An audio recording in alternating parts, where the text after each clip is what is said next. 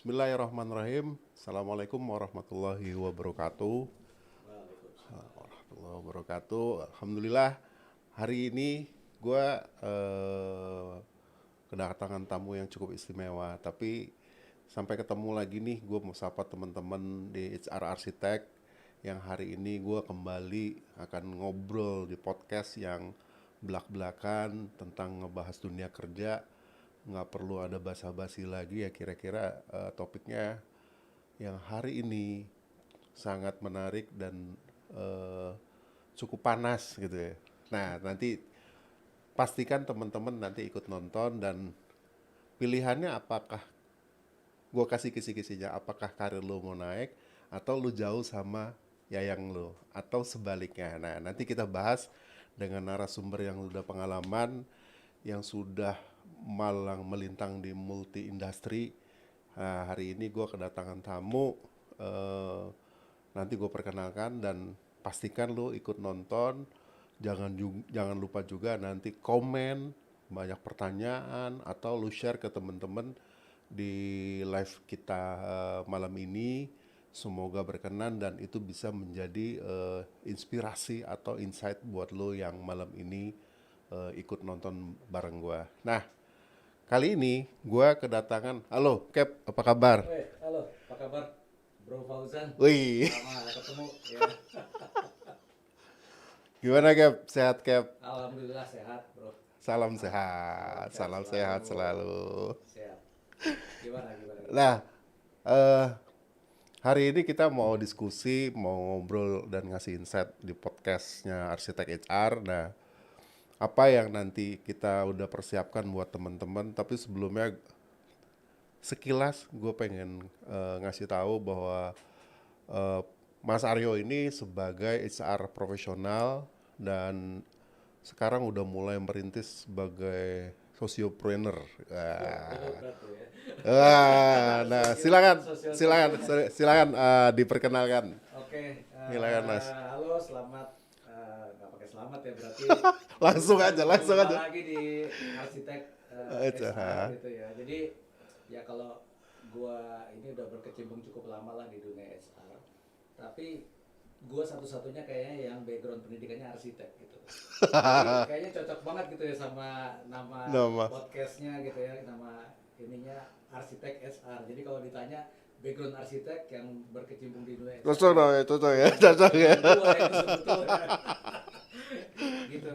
Oke, Bro oke. Fauzan ya, senang bisa berjumpa di sini. Mudah-mudahan nanti diskusinya bisa asik, santai gitu Ya, ya. ya, ya. Yang jelas kita tadi Bro Faison udah ngomong bahwa topiknya akan sangat hot gitu ya, sangat lucu, Ya, terkait gimana lu milih karir atau lu milih pasangan lu atau pasangan. pacar atau istri atau siapalah yang disayang gitu ya. Itu cukup cukup kompleks, tapi ya sebetulnya nggak kompleks juga gitu ya dari pengalaman gue gitu. Silakan. Nah, aku tambahin sedikit. Mas Aryo ini kita udah kenal udah lama. Pernah sepedahan ke Malaysia, kemana, dan hobinya naik sepeda, dan sekarang bisnisnya udah luar biasa lah. Dan salah satu guru gue di HR. Gitu. Nah, hari ini kita mau ngebahas tentang LDR dan karir gitu loh. Nah, nanti mungkin ada teman-teman juga yang mungkin akan mendapatkan hadiah 3 orang nanti dari kita dengan memberikan pertanyaan seputar ke Om Mario. Memang kalau memang nanti teman-teman ini ada yang ingin mau tanyakan, silakan langsung ditanyakan dan nanti ada hadiahnya dari Arsitek HR. Nah, kali ini gue akan memberikan pertanyaan gini. Pernah nggak sih eh, pengalaman Om Mario pada saat yang fundamental dulu deh. Kenapa memutuskan LDRan dengan keluarga atau pasangan untuk jauh gitu loh. Hal fundamentalnya apa dulu nih? Waduh, ini berat ya. Jadi ya gimana pertanyaannya berat banget ya, gimana kenapa gua memutuskan LDRan sama keluarga gua gitu ya. Iya, Ini iya, udah iya. berjalan cukup lama. Jadi sebetulnya ya kita itu mencari yang namanya kualitas hidup yang lebih baik gitu Oke. ya. Dan kemungkinan dulu memang dasarnya kita lihat bahwa ya hidup di ibu kota itu kualitas hidupnya ya ada kemacetan, ada apa-apa mesti antri, Ya, ya, ya. makan mahal gitu kan, terus hiburan weekend itu biasanya pada kemana sih, ke mall gitu ya. Ya, ya. Paling kita aja yang suka ngabur main sepeda jauh-jauh, suka lupa izin pulang gitu ya, itu kan sebetulnya bentuk escape yang ya di ibu kota emang kehidupannya seperti itu. Iya. Makanya gue mikir untuk kualitas hidup yang lebih baik gitu, untuk anak gue pendidikan yang lebih, kalau dulu kan kerjanya cuma ya macet, berangkat sekolah, nanti dia les, pulang, balik lagi macet lagi, sampai rumah udah malam. Kita pun kerja juga begitu, ibunya juga begitu gitu kan. Sama. Nah sekarang kita satu keluarga memutuskan untuk pindah ke suatu kota gitu ya, di mana di sana ya lebih lengang, pendidikannya juga lebih bagus, Lingkungannya, lingkungan, komunitas, masyarakatnya juga lebih ramah, udaranya juga. udaranya lebih bagus. Nah, kami memutuskan untuk pindah ke sana. Tapi ya alhamdulillahnya lagi, karir di Jakarta ini masih aja Dicari-cari. dicari-cari lah gitu ya. Tuhan masih kasih kesempatan gue untuk bisa berkarir. Ya udah, akhirnya kita sudah sepakat satu keluarga bahwa kita menjalankan long distance relationship. Dan secara 1 minggu, 2 minggu sekali kita pulang, tapi kita coba menjaga kualitas hidup yang lebih baik di sana gitu ya. Olahraga, hubungan sama tetangga, hubungan sama komunitas dan lain-lain itu lebih sehat lah gitu, Bro Fauzan. Kurang lebih itu sih dasarnya, simple lah. Dan waktu itu memang didasari pas COVID ya, Semenjak COVID. semenjak COVID, pindah. anak gua dari SMP mau ke SMA itu di sini berdasarkan umur, dia ada di SMP yang cukup favorit, umur dia masih muda gitu ya. Akhirnya sistem di sini kayaknya kurang pas nih buat dia gitu kan, dia kelempar dari sekolah yang bagus. Akhirnya kita pindah ke kota itu dan sistemnya beda. Di sana dihitung dari nilai rapotnya, akreditasi SMP-nya sama nilai waktu SD. Lebih gitu. ramah ya. Jadi lebih fair lah gitu ngitungnya gitu ya. Kalau berdasarkan umur udah pasti kalah gitu. Tingkat persaingannya lebih mudah apa gimana tuh? Ya sebetulnya nggak lebih mudah tapi lebih fair cara ngitungnya. Kalau di sini kan usia waktu itu kan, waktu tidak ada ujian nasional. Di Jakarta lebih usia. Gitu. Oke. Nah, tadi kan sebenarnya kan asalnya dari kota Jakarta ya, terus memutuskan ke daerah. Pada akhirnya karirnya kan tetap masih harus di Jakarta.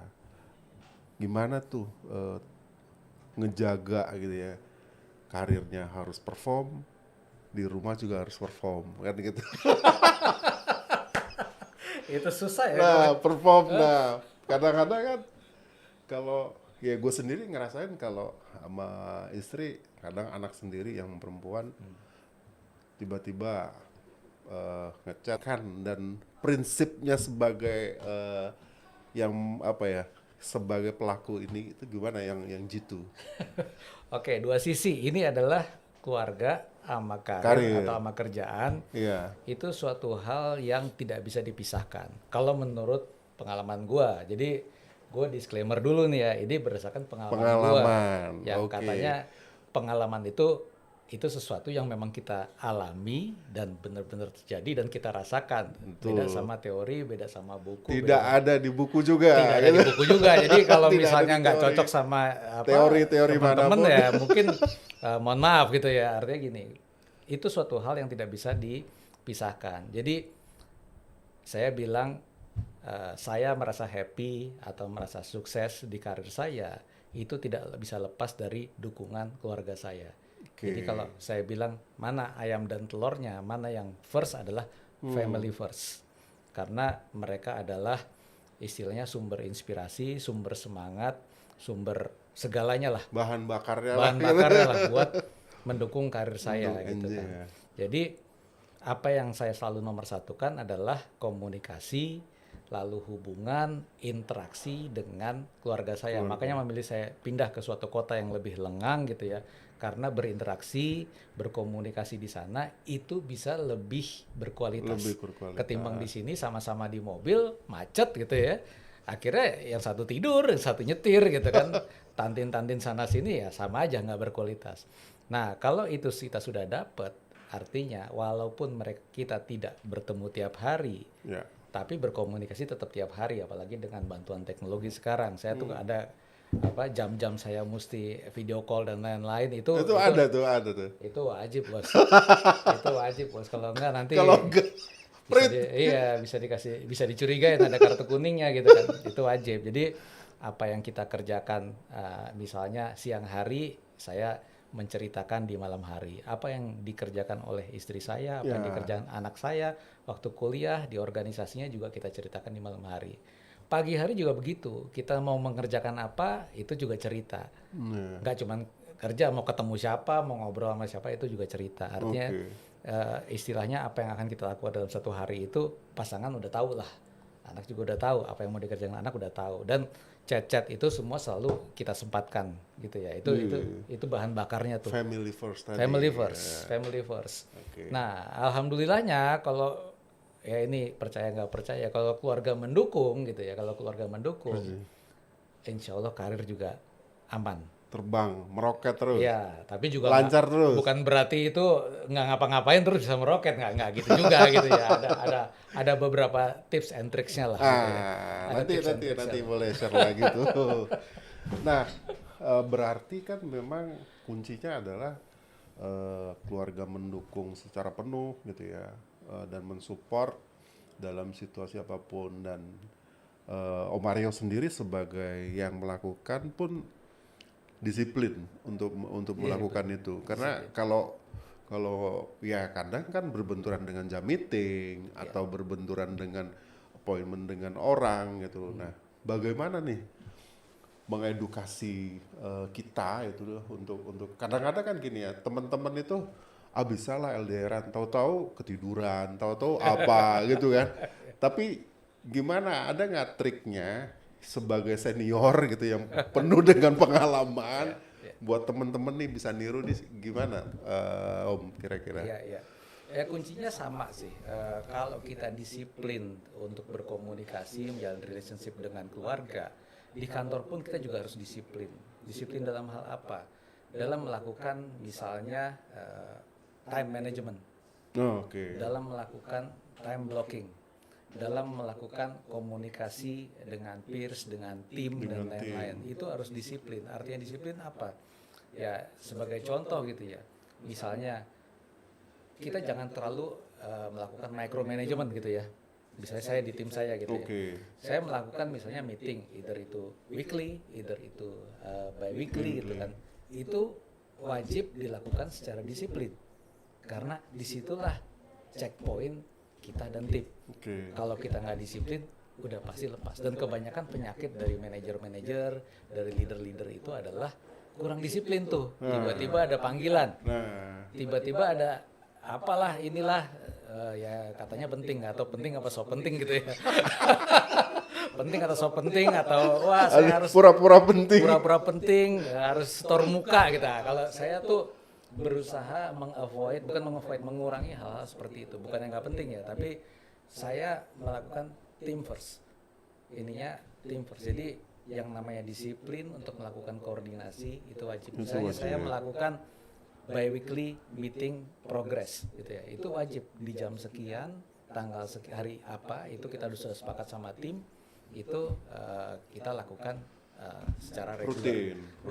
Jadi dibentuk tuh ada sekjennya, sekretariatnya juga ada tuh yang bagian undang-undangin, template-nya progresnya kita bikin simpel itu udah ada lah. Dan disiplin juga, jangan lebih kalau meeting cuma 1,5 jam ya 1,5 jam, jangan terus kita ngobrol ngalur ngidul gitu udah. Meeting lagi, nggak kelar gitu.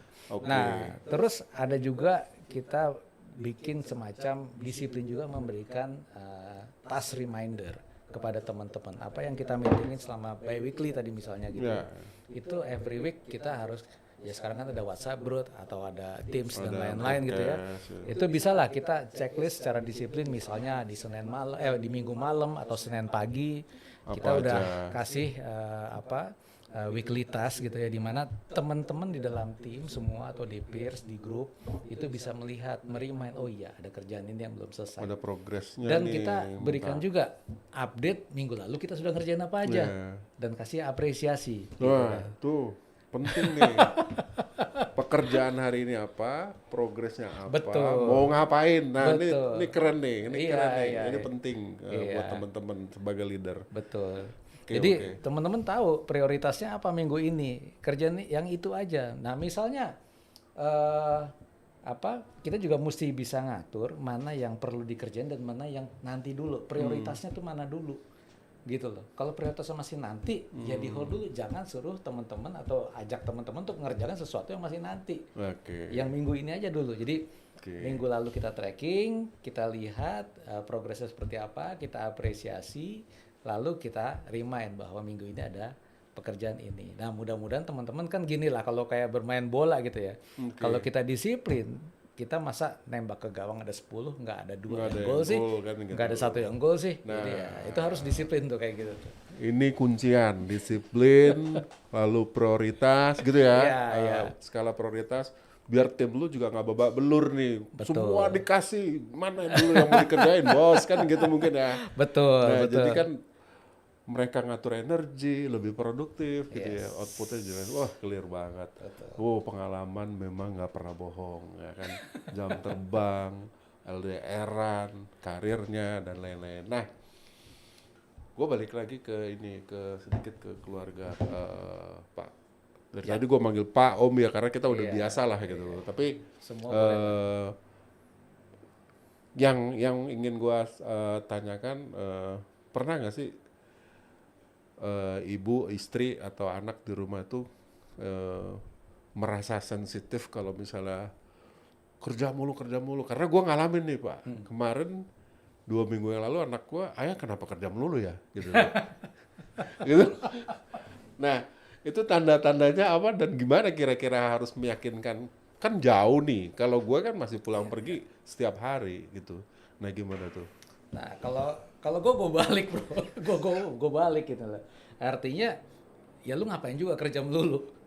Kalau lu bisa mengatur pekerjaan lu dengan benar di jam kerja. Oke. Jadi gue balik gitu. Jadi ya lembur bukan sesuatu yang bisa dihindari gitu ya. Tapi kalau tiap hari lembur itu berarti ada yang salah sama sistem kerja lu. Oke. Iya kan? Jadi ya kalau lembur lu lakukan dalam seminggu 1 kali. Oke. Atau gue sih mencoba mengeliminir yang namanya lembur kecuali ada special project yang memang urgently harus dikerjain. Itu yang gue lakukan sama tim gue gitu ya. Jadi ya pulang kalau bisa on time. Bahkan yang sampai lembur-lembur malam kalau bisa on time lah, lu ketemu sama pacar lu kayak, lu ketemu sama pasangan Oh, lu sama malah malah dorong gue gitu? endorse begitu. Wih, dia Karena enak artinya banget ya apa? jadi anak Kalau- buahnya Mario. Iya. Kalau sistem kerja itu disiplin kita lakukan, kan sudah ada tadi bi-weekly meeting, ada weekly task reminder, dan gue selalu personally juga gue in touch kalau lu ada pertanyaan apa, itu bisa interaksi lah kita sama Oke. masing-masing tim. Nah berarti ada yang salah kalau misalnya lu keseringan lembur gitu bro. Jadi kalau bini lu, istri lu, pacar lu itu sensitif, kalau lu lembur emang tiap hari itu wajar. Gua nggak bisa nyalain pasangan lu.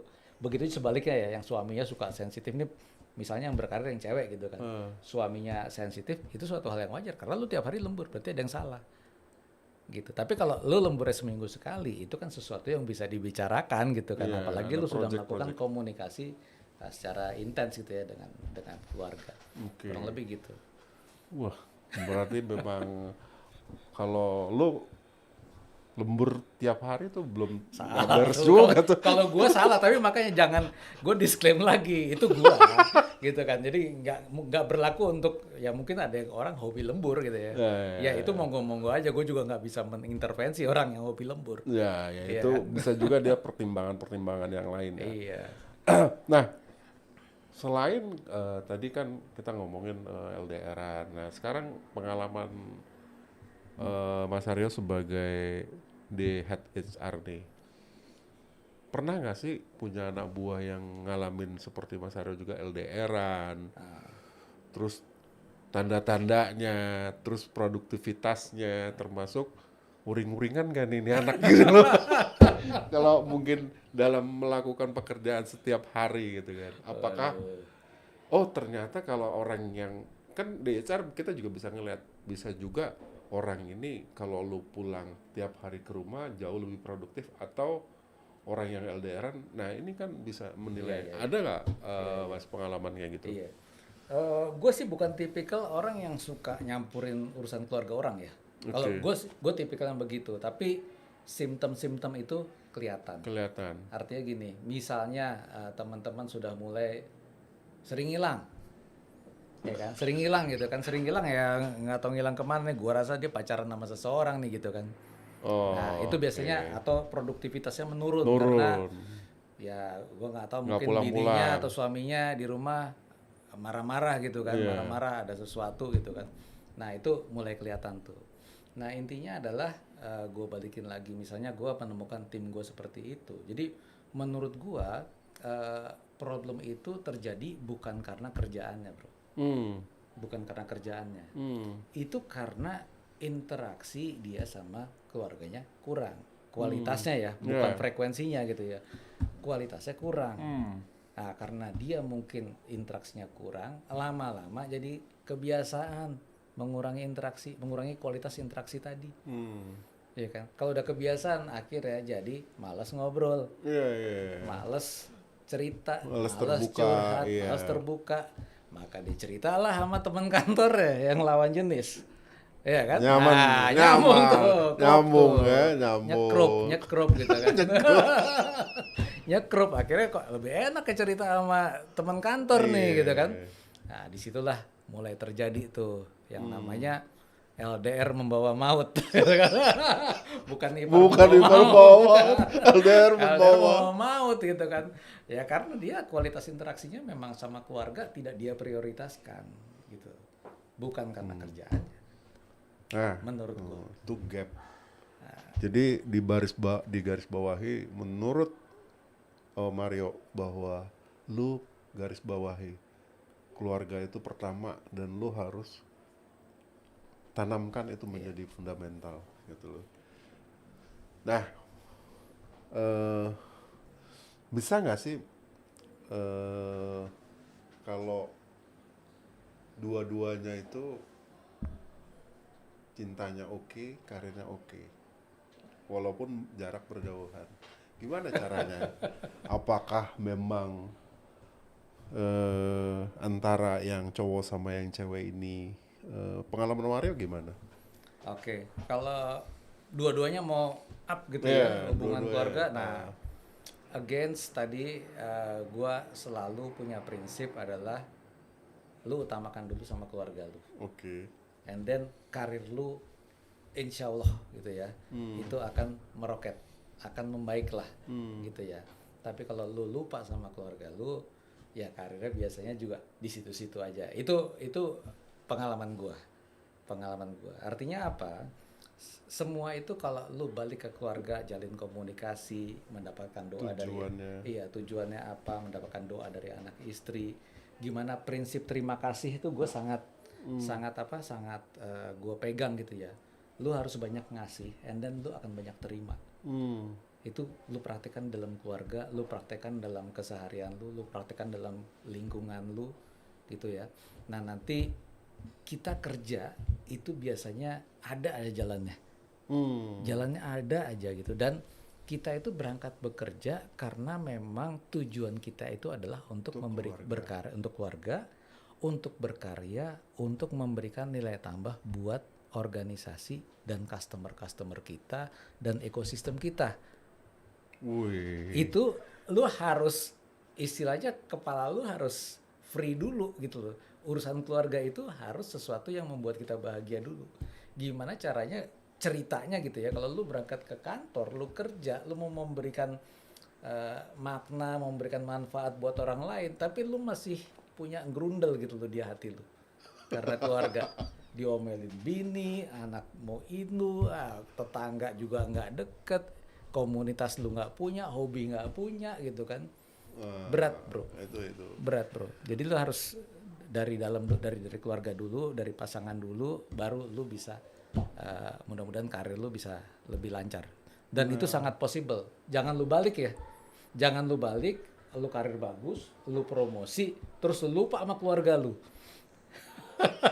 Malah lu curhat sama teman kantor. LDR mah Karena adalah LDR maut. gitu kan. Kalau lu balik ya pasti salah satu bubar lah gitu. Pembalitan Itu salah kalau satu. gua, tapi ada orang yang membalik itu banyak juga gitu ya. Nggak gua salahin sih itu.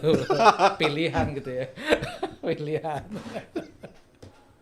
Iya, menarik. Jadi memang filosofinya adalah kita untuk keluarga, lalu juga vibe-nya juga menanamkan positif-positif, tujuannya memang untuk kebaikan semua. Karena memang kalau nilainya, niatnya untuk keluarga pasti hasilnya baik. Ya. Nah, kalau kalau buat temen-temen yang merasakan kayak lu nih, kayak kalau dikasih pilihan pertanyaan, LDR-an apa karir? Waduh. LDR apa karir? Iya, maksudnya cinta apa karir? Sorry. Untuk gua. Iya. Untuk gua cinta. Oh. Iya. Iya, Karir bro. otomatis kok. Karir otomatis. Kalau prinsipnya dia, filosofinya ya udah Iya. cinta Filosofi gitu. gua, tapi kan Iya. nggak semua orang begitu gitu kan. Kalah nih bro, web series yang di situ kalah nih. Gak peduli, karir pasti akan ngikutin, ya kan? Betul. Nah, kalau Karena kata pengalaman Jabran, gua. Jadi iya, gua iya. bukan dari buku, bukan teori ya. Apa yang gua alamin aja. Di mana lu hidup dengan bahagia, di situ ada rezeki, Yes, gitu ya kan? exactly. Anjay, mantap. Ini ada pertanyaan tadi katanya bro. Berat nggak nih pertanyaan? Pertanyaan, pertanyaannya?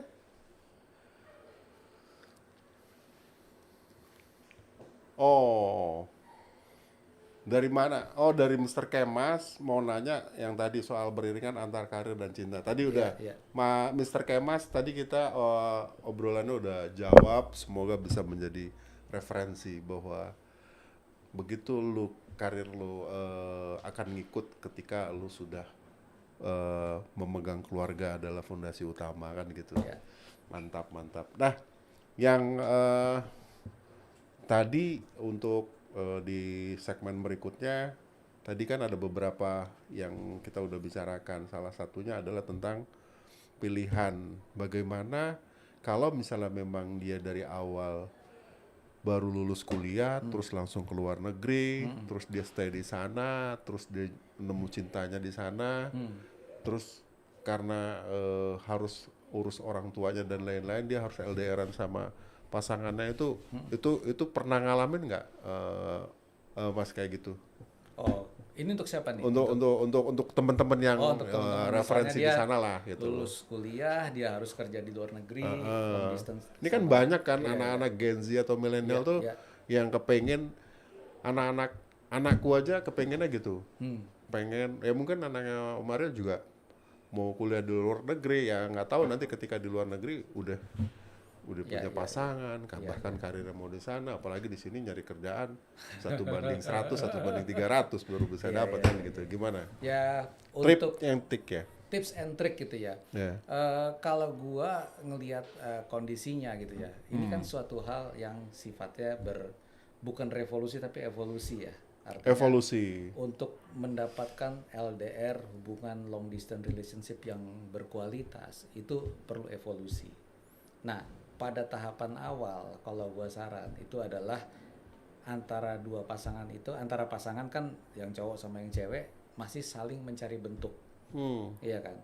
Saran gua itu adalah kalian harus bersatu dulu untuk beberapa waktu. Kenapa? Karena ada pasangan antara suami sama istri, cowok sama cewek, gua sama bini gua itu suatu hal yang berbeda. Tetapi gua sama dia perlu waktu untuk memahami, Untuk ngebentuk dulu pola permainannya gitu kan. Oh, gamenya ternyata gimana? iya, ternyata bini gua ngeliat gua itu tipikal orang nih, pengalaman gua ya, ngeliat gua tipikal orang yang kalau udah kerja nggak pernah mau ngabarin. Oh gitu. Iya, dia ngeliat gua Bini wah lu- kalau udah pergi itu maksudnya kalau udah ke kantor urusan kerja dia lupa ngabarin ke istrinya. Nah, overthinking dong, Over- overthinking dong pada tapi saat dia itu. nggak overthinking, dia cuma kok suka nggak ngabarin sih, apa sih susahnya itu kan waktu Oh, mencari bentuk dulu kan, apa sih sama. susahnya lo ngechat gua, apa sih susahnya mengupdate gitu kan. Sedang gua tipikal orang yang males ngupdate juga gitu. Oke. Itu gua jadi mempelajari bahwa dia ekspektasinya seperti itu. Oh, And then ketemu di tengah-tengah dong, gue regularly harus mengupdate dia atau melakukan video call atau melakukan chat atau yang lain-lain. kalau Nah. sampai sekarang berapa kali video call dalam sehari, Kap? 2 kali. 2 kali. Pagi atau subuh. Pagi dua kali, kalau gue video call telat ditanya kenapa belum telepon. Artinya itu bukan gua sebetulnya gitu. Yeah. Nah, begitu juga dia memahami gua juga. Artinya karena dia tahu gua tipikal orang yang susah diganggu gitu ya. Dia membangun trust-nya ke gua. Yeah. Jadi karena gua sudah melakukan chat atau call ke dia tahu gua ngelakuin apa. And then dia build trust dia. Dia tipikal orang yang tidak pernah sama sekali mengganggu gua saat gua Oke. kerja. Karena dia tahu nanti jam sore kita akan ngobrol. Kita akan kabarin. Iya, tapi kalau saling lu ngabarin. dari awal udah jaraknya jauh, lu belum memahami tuh permainan satu sama lain gitu kan. Oke. Nah, itu susah tuh. Jadi mungkin perlu adaptasi 1 sampai 3 tahun. Lo tahu, lo komit mau seperti apa, and then long distance. Baru mulai. Betul. berjalan, baru Evolusi. ketemu Ada yang 3 tahun, ada yang 5 tahun, ada yang mungkin 10 tahun, ada yang nggak ketemu-temu juga ada. Pola permainannya iya. ketemu. Mau curhat sama orang lain ada juga gitu. Ngintil sana ngintil sini. Iya, wah, long distance relationship kebeneran nih gitu. Bebas. Malah bebas banyak yang curhat ke gua kayak gitu banyak. Oke. Nah, kalau situasi itu kan yang dialamin. Ini kan tadi kita bicara untuk Gen Z sama milenial ya. Karena gambarannya lo harus bikin model pola tadi udah kebentuk. Sama sendiri sih, kayak gue juga ngerasa yang sekarang gue rasain sama istri gue, kalau udah sampai kantor gue pasti Lapor. ngabarin. Lapor. Gitu. Gue udah sampai kantor di lokasi A gitu ya. Apalagi kantor kita ada beberapa kan. Maksudnya tempat kerjanya gitu ada bro. Gue udah di sini ya. Istilahnya lapor polsek, bro. Lapor polsek. Siap, lapor Sama kita tos dulu dong. lapor polsek. Masalah gini, dia pernah ngomong hal itu jauh sebelum kita melakukan kebiasaan ngebentuk tadi, karena dia pernah bilang, gua ngeliat orang tetangga tiba-tiba mau jalan kerja terus dia kecelakaan amit-amit gitu loh. Nggak ada salahnya lu ngabarin gua cuma 1-2 menit, Iya. tapi gua udah nyaman gitu loh. Betul. Nah, gua berusaha ngebangun building trust tadi yang lu bilang kayak jadi ya karakter istrinya tinggal beda-beda aja. Cuma gimana lu bisa memahami itu ya. Iya. Oke. Nah, mungkin ada pertanyaan lagi di channel? Belum ada ya. Kita sambil nunggu. Nah, bagaimana mengatur? Gua mau minta pengalaman dong, Cap. Bagaimana nih lu ngatur energi? Ada pengalaman yang gue tahu lu kerja lokasi terus rumah di Jawa Tengah gitu kan. Senin lu harus naik kereta, kalau nggak naik pesawat terus pulang Jumat. Nah, energinya gimana nih ngaturnya? Iya. Buat biar lebih badan tetap bugar, terus deadline sama performance di kantor sama di rumah juga oke. Gimana nih? Ya, inilah gua aja sekarang bisa dibilang Senin sampai mungkin Kamis ada di Jakarta gitu ya. And then Jumat gue ngantor di tempat lain, and then weekend gue harus di kota tempat anak bini gue ada, dan gue masih ngurusin beberapa usaha juga di weekend gitu. Jadi bermain di 3 atau 4 kota dalam 1 minggu itu Rumusnya gimana? Iya, Rumusnya gimana? Rumusnya again balik, hati lu harus seneng, keluarga lu harus dukung dulu. Satu itu ya, Supportive, secara mental. family supportive ya. Family harus support, family harus tahu gue ngapain, dan gue juga pengen tahu istri, anak gue ngapain gitu ya. Oke. Itu istilahnya udah sesuatu yang sudah jadi business as usual di keluarga kita gitu kan. Nah, yang kedua ya lu jaga kesehatan lah. Artinya gini, kalau udah usia segua gitu, tidur sangat penting. Makanya gue nggak suka lembur, dan gue tidak mendorong Masih tim muda gua- gini loh, masih tim muda gua loh. untuk lembur gitu, gua nggak Oke, ngedorong, gua endorse untuk segera pulang ke rumah untuk bertemu keluarga dan lain-lain. Karena gua menerapkan task management, time blocking, sama prioritas yang clear gitu ya di tim Ke kita, tim. ke tim kita. Jadi Mudah-mudahan kalau kayak gitu waktu lu bisa pulang on time, lu masih bisa hangout sama teman-teman lu masih bisa cari makan yang berkualitas, and then waktu tidur lu juga lebih banyak oke. gitu ya. Itu Yang pada kedua. saat kerja ya, Oke. di kantor. Yang ketiga ya lu sempatkan berolahraga lah, artinya mungkin 30 minute exercise tiap pagi itu ya, yang itu gue lakukan untuk entah itu angkat berat atau apa, jogging sedikit 30 menit setiap 30 hari. menit sehari. Tapi kalau weekend I'm enjoying my village, desa gua yang tempat anak bini gua. Gua cycling sama banyak jalan kaki atau jogging lah. Itu sambil menikmati sawah-sawah pedesaan dan udara gunung lah. Jadi Kalau di ini wah makin kualitas itu ngiri lah. gua hajar, bro. Jadi gua start jam 5.30 atau jam 6 dan cepet kok, jam 8 gua udah kelar. Jam 8 kelar, gue masih bisa sarapan di tempat-tempat yang berbau pedesaan dengan harga yang murah. Harga yang murah, Iya. ekonomis, ya. dapat semua. Dapat semua. Disitulah gue bisa merefresh. Minggu depan mau ngerjain apa ya? Ada ide apa lagi ya? Gitu, sambil gue sepedaan, sambil gue jalan kaki, jogging gitu juga bisa dapat tuh. Oke, Kalau itu gue yang joggingnya ketiga. di Banjir Kanal Timur kayaknya belum dapat. Udah warna hitam masuknya. Yang ada gimana caranya kita menghindari dari motor sama metro mini sama bis ya gitu. Oke. Kendaraan. Oke, ada. Oh, ini ada pertanyaan Ya. satu. Ada pertanyaan Boleh, satu boleh. dari Enrali. Adakah atau platform atau tools untuk alat kerja untuk mengelola pekerjaan walaupun karena kan LDRan jarak jauh nih gitu. Gimana? Oh, sekarang udah banyak gitu ya. Artinya Atau lu pakai apa gitu loh? jadi gini, kalau kita melihat platform itu banyak sekali, ada Trello, ada mungkin saya nggak usah sebut merek lah. Jadi banyak kalau Trello cukup brand yang cukup terkenal gitu ya. Ada beberapa platform, Slack, and then ada juga untuk performance management tuh banyak sekali. Oh, punyanya Doni ya.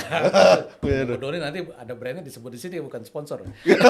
Doni disuruh Doni ngomong jadi sponsor sini. dulu gitu Doni ya. suruh ngomong sini dulu nanti. Itu performance management tool yang sangat powerful gitu ya.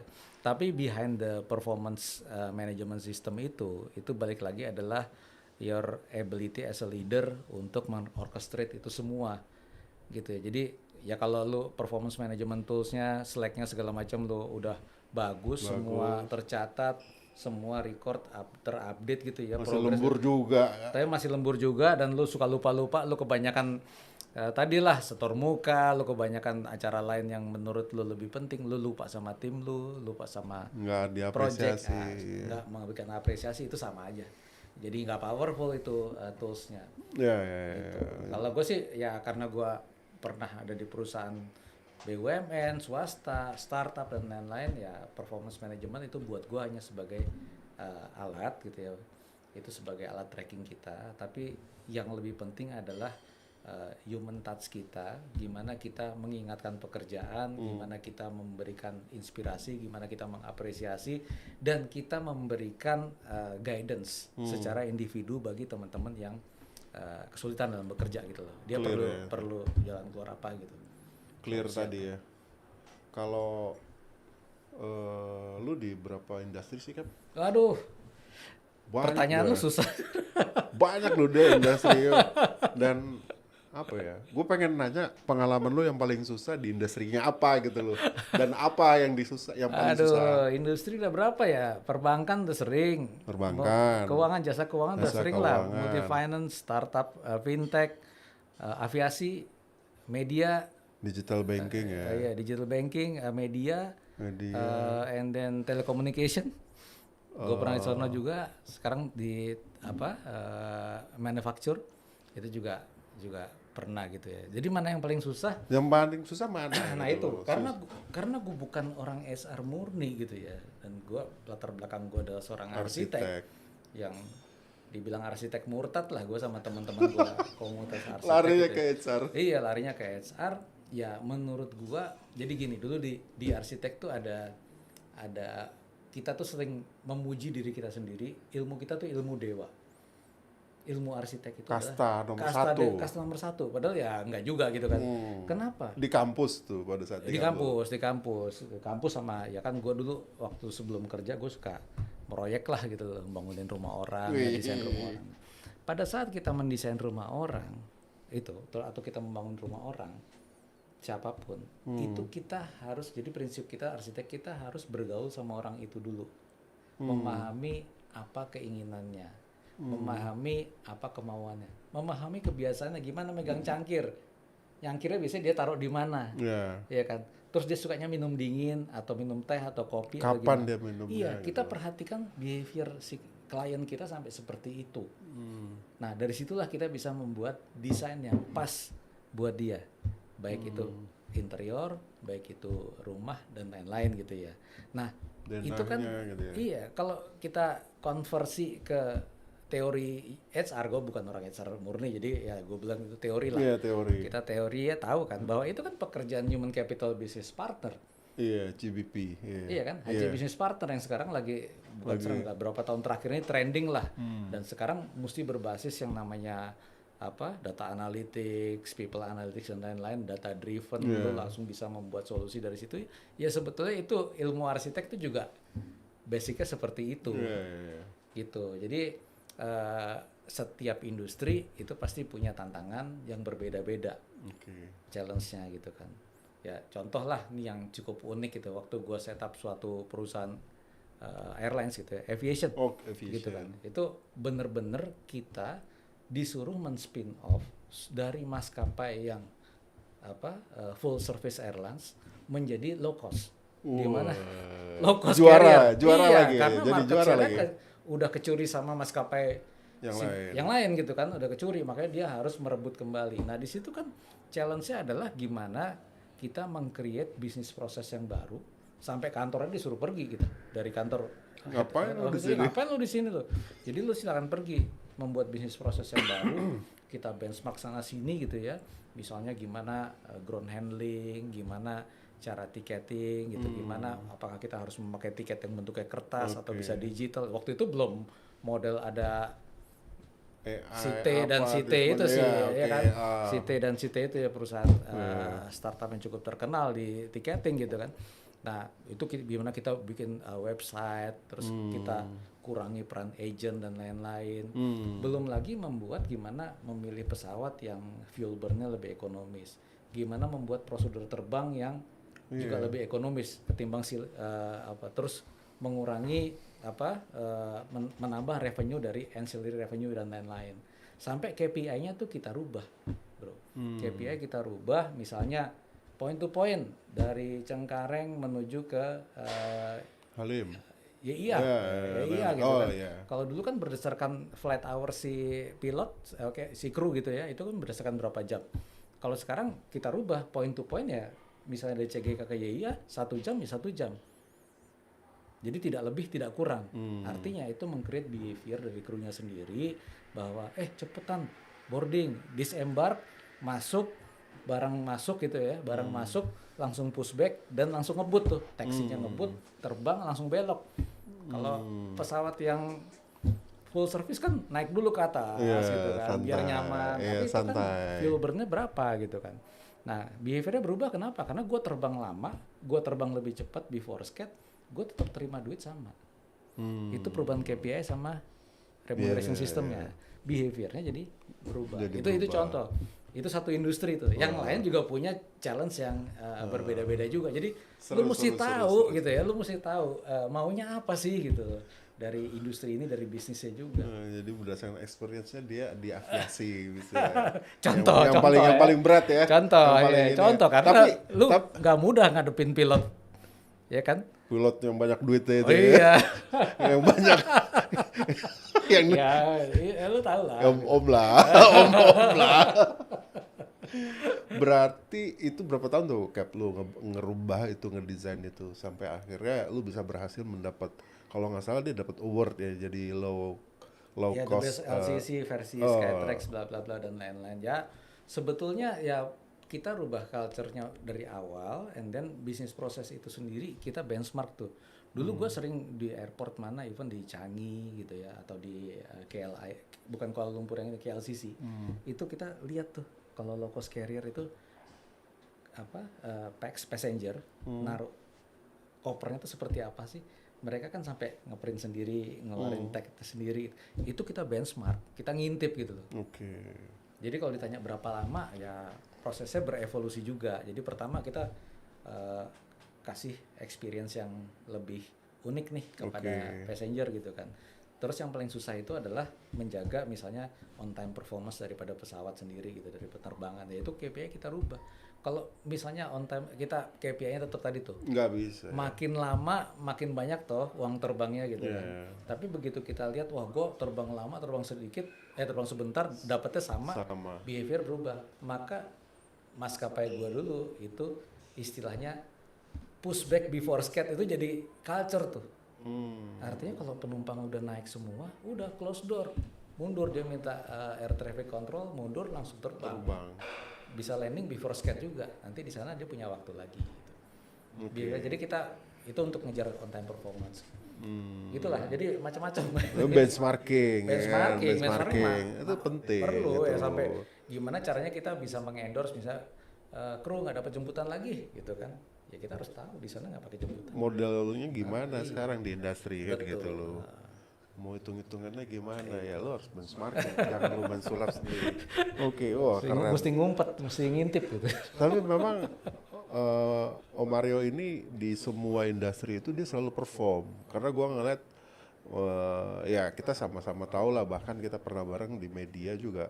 Kita pernah berapa kali membuat sesuatu yang membuat karya yang akhirnya itu menjadi baik ya. Nah memang apa sih Cap bisa apa memang kepingin gitu loh mempunyai legacy di semua industri atau gimana? Apa memang gergetan aja atau memang gimana kan? Nah, balik lagi tadi lah, kalau keluarga lu support, keluarga lu mendoakan lu ada, dan kualitas hidup lu baik gitu ya, kualitas hidup lu dan keluarga lu baik, inspirasi, ide itu selalu datang ada. pada saat lu olahraga di tengah sawah, menghadap gunung Endorfinnya gitu kan. Endorfinnya keluar, ternyata punya ide gila. Nah makanya dulu kita sama-sama di media tuh kan, tim kita kan selalu bilang, Pak jangan sering dikasih fast break dong gitu. Dikasih bola cepat di depan, bola cepat di depan. Ya gimana gue nggak ngasih bola cepat ke depan, inspirasinya datangnya cepet nih gitu kan. Kalau nggak segera dieksekusi hilang. Nah, ngasih fast break kan juga gue nggak sekedar ngasih fast break. Gimana lu tadi against kasih direction yang clear, meeting yang regularly disiplin gitu kan, task reminder yang disiplin, teman-teman kalau misalnya ada problem minta solusi juga kita langsung kasih. Itu anyhow kan yang ngerjain kan juga tim gitu kan, bukan kita gitu. Jadi bukan pengen ninggalin legacy atau apa sih, ya gue istilahnya pengen berkarya, pengen memberikan value aja buat organisasi dan ekosistem kita lah ya, customer ekosistem. Kembali lagi kalau tadi keluarga benar-benar mendukung, supporting Om Mario, jadi memang luar biasa. Mungkin yang terakhir kita diskusi malam ini, selain nanti kita juga akan kasih teman-teman kesempatan untuk pertanyaan, kira-kira bagaimana nih Om untuk masukan-masukan atau tips untuk teman-teman yang nonton hari ini atau nonton konten ini, bagaimana tadi kita udah bahas, mungkin ada nggak yang di luar itu yang belum disampaikan tipsnya, bagaimana dia tetap performance tadi, termasuk harus LDR dan lain-lain, atau mungkin ada usulan ide-ide lain yang tidak di luar topik ini, yang seputar HR yang bisa lu share ke teman-teman hari ini. Oke. Waduh, apa ya kalau ide di luar HR banyak sih gitu ya. Mungkin lebih ke gimana tujuannya ya tadi ya, kayak lu harus bisa dalam dapat pekerjaan sesuai dengan passion lu atau apa gitu. Oke. Itu penting banget. Jadi gini, pertama itu lu harus gue selalu kasih advice gitu ya. Lo harus utamakan pertama your family or your pasangan or your anak gitu ya. Itu di atas yang lain dulu. Ya. Itu nomor satu dulu karena that's your petrol, that's your fuel gitu kan untuk bisa terbang lebih tinggi. Betul. And then pada saat lu udah ketemu pola relationship lu sama keluarga lu, itu lu bisa fokus di pekerjaan dan selalu mencoba untuk creating value. Jadi jangan bekerja yang business as usual aja. Tuh. Gitu kan. Jangan bekerja yang business as usual aja. Jangan bekerja istilahnya ya sibuk untuk kan sekarang kan gini kan ada kata-kata bener yang sukses tuh orang yang melakukan inovasi atau melakukan mendorong perusahaan lebih maju gitu, atau orang yang sering nongol. Menurut lo yang mana? Yang sering nongol kalau sekarang. Sering nongol gimana caranya? Lu bukan ngilang juga gitu ya, tapi lu harus memberikan impact, harus mendeliver execution-nya juga. Ada deliverables-nya gitu kan. Kalau lu sering nongol doang tapi deliverables lu nggak ada, lu nggak punya legacy, bro. Jilat dong. Itu di konten kita sebelumnya itu. Ada yang jilat-jilat juga ya. Wah, tuh, banyak tuh gua tuh contoh-contoh. Itu nanti kita obrolin lagi Itu terpisah. jangan, tapi lu bukan berarti terus ngilang. Lu ada nongol tapi lu selektif nongol lah. Bukan selektif listening aja, selektif nongol gitu ya. Mana yang proper lu mesti ada di suatu event, suatu acara ya lu stand up di situ gitu ya. Oke. Dan pada saat lu dikasih kesempatan stand up ya lu harus tampilnya outstanding, ya kan, harus luar biasa gitu. Ya kenapa lu bisa tampil luar biasa? Karena deliverables kerjaan lu bagus. Deliverables kerjaan lu bagus itu karena tim lu bagus. Tim lu bagus itu karena sistem kerja yang lu buat, atensi yang lu kasih ke mereka, apresiasi yang lu kasih ke tim itu bagus. Gue believe itu gitu ya. Gue believe itu. Jadi kalau lu nggak lakukan itu sih nggak biasanya susah terjadi gitu ya. Oke. Gitu. Kalau tadi kan meng-creating values ya, menciptakan nilai. Nah, caranya gimana nih? Kan kadang-kadang Gen Z itu juga dia sama kemampuan dia juga kadang-kadang ragu gitu ya. Bagaimana dia bisa yakin bahwa gue ini sebenarnya mampu gitu. Nah, ada nggak? Nah itu usulan? permasalahan Gen Z. Waktu gue di startup, gue sampai istilahnya gue bukan hire, gue engage sama banyak psikolog gitu ya. Banyak psikolog, gue bikin forum bukan forum, one on one discussion, ajang curhat lah. Oke. Gitu. Ajang curhat di mana teman-teman Gen Z ini itu gue pengen tahu benang merahnya apa sih problem mereka gitu kan. Nah ternyata gue ketemu ada beberapa benang merah. Yang pertama dan saling berhubungan juga. Gitu ya. Gen Z itu punya kesulitan untuk mengelola pekerjaan. Pintar gitu, mengelola pekerjaan dan memprioritaskan. Itu masalah satu. Jadi belajar mengenai prioritization and task management. Itu satu. Yang kedua, Gen Z itu karena biasa bekerja by instruction yang sudah written atau digitalized dan lain-lain, mereka jadi ogah ngomong, malas berinisiatif atau gimana? malas berkomunikasi, malas nanya bro sebetulnya. Dia lebih senang behaviornya di chat. Jadi malas nanya, kalau nggak ada instruksinya, nggak ada urutannya, ya gue nggak ngerti mesti ngapa-ngapain gitu kan. Bahkan ada yang sampai mau bunuh diri karena dia nggak ngerti kok kerjaan numpuk terus ya. Karena dia nggak bisa mengelola prioritasnya mana dulu, mana yang harus dikerjain dulu, dan dia juga kagak nanya. Gimana Akhirnya LDR kalau jauh burn out gitu kan, gue udah mau bunuh diri aja. Padahal masalahnya cuma dua itu. Nah itulah yang harus kita HR harus intervensi. Dan buat teman-teman yang Gen Z ya lu latih aja. Kalau misalnya nggak tahu jangan malu-malu nanya, ya kan. Dan kalau nanya ya lu listening gitu loh, lu camkan gitu apa yang mesti dikerjain. Habis itu lu juga nanya prioritasnya yang mana dulu sih. Ulang aja nanya, jangan pernah malu nanya gitu loh. Karena apa, mau atasan lu itu Gen Y mau Gen X kayak gua gitu kan, akhirnya kan ketemu di tengah-tengah. Begitu betul. Tengah-tengah pola si Gen X juga jangan banyak nanya lu gini masa kayak gitu aja nggak ngerti. Zaman gua dulu tuh mesti kerja sampai malam segala macem, Beda, kerja keras gitu. beda gitu. Lu harus satu-satu harus lu terangin gitu loh. Iya. Lu harus kasih atensi. Kabur dia digituin Kabur, langsung. betul, kabur. Gen Z tuh ngeri gitu. Iya. Nah itu jadi Tapi kalau udah lu kasih guidance yang clear, larinya kenceng bro. Larinya kenceng. Dan mereka happy. Kalau mereka bekerja ada hasilnya, diapresiasi. itu happy. Beli kopi doang segelas gitu kan, diapresiasinya. didengarkan. Maca sekarang Maca, ada maca, maca, maca, iya, maca.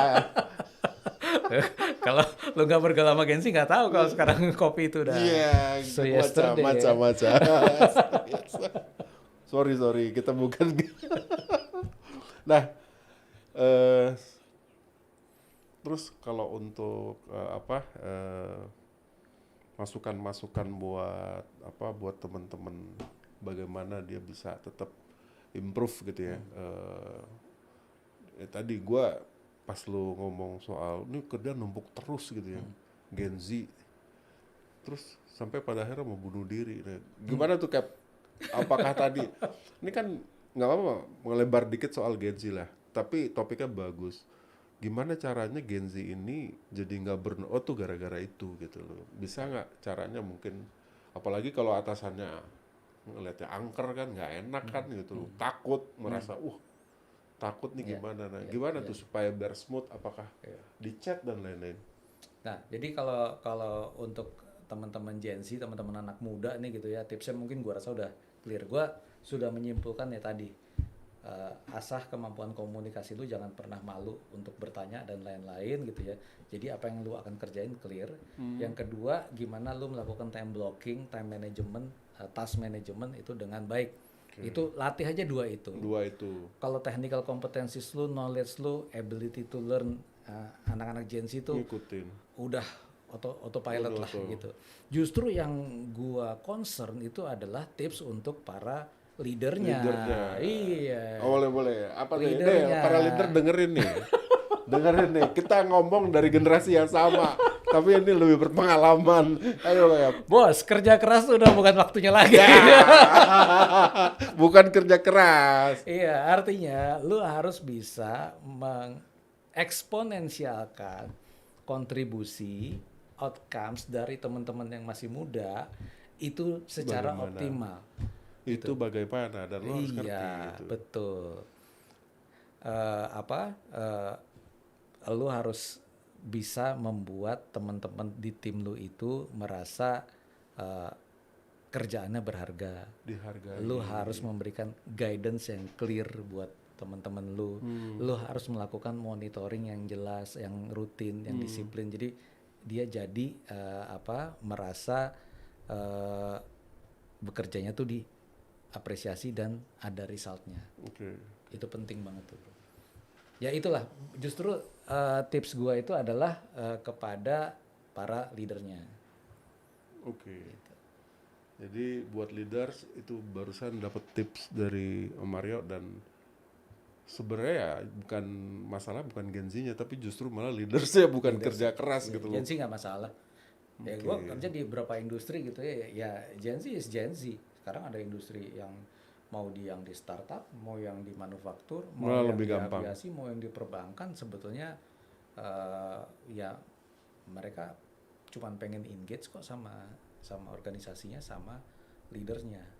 Mereka nggak meninggalkan perusahaan, bro. Mereka meninggalkan atasannya.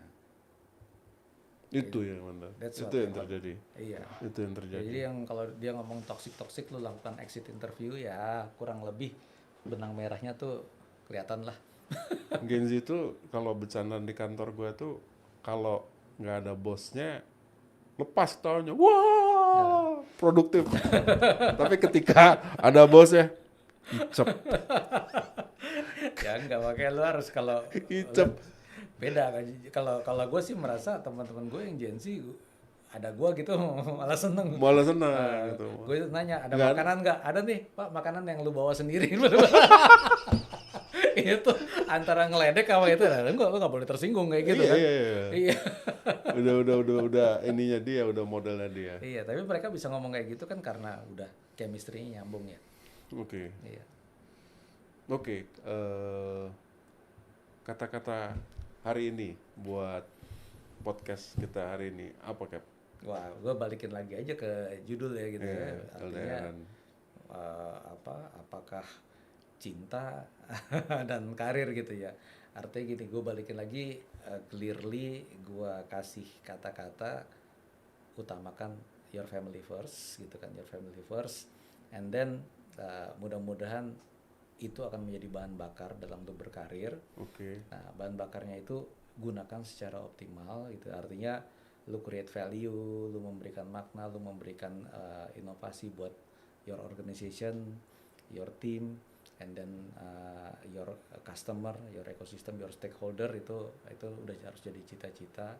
Dan tadi tips mengelola teman-teman yang ada sekarang, itu pertama, you must have a clear planning gitu kan. Planning. Yang kedua, lo harus lakukan regularly monitoring gitu kan, secara disiplin dan secara casual gitu kan.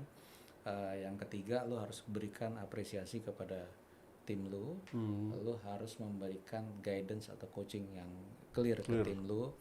Dan tadi, jangan anggap itu sebagai pekerjaan kedua, itu pekerjaan utama lo. Karena organisasi ini bisa berkembang karena tim kita.